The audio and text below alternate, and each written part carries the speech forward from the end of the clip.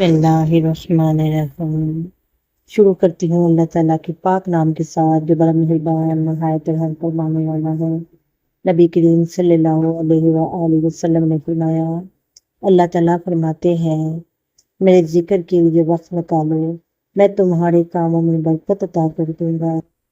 میرے ذکر کے لیے وقت نکالو، میں تمہارے کاموں میں برکت عطا کر دوں گا، ورنہ دنیاوی کاموں کی کثرت تم پر اس قدر مسلط ہوگی کہ تمہیں فرصت ہی نہ ہوگی، تمہیں سکون نہ ملے گا۔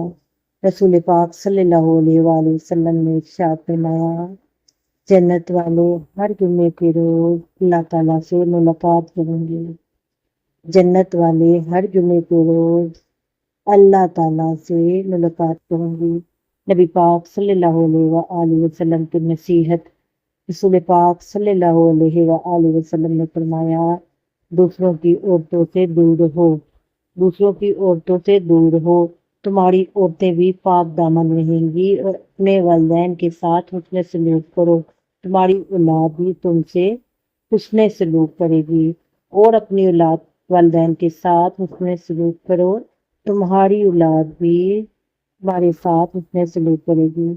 آپ صلی اللہ علیہ وآلہ وسلم نے فرمایا، اگر جھک جانے یعنی عاجزی اختیار کرنے سے تمہاری عزت گھٹ جائے تو تم قیامت کے دن مجھ سے لے لینا۔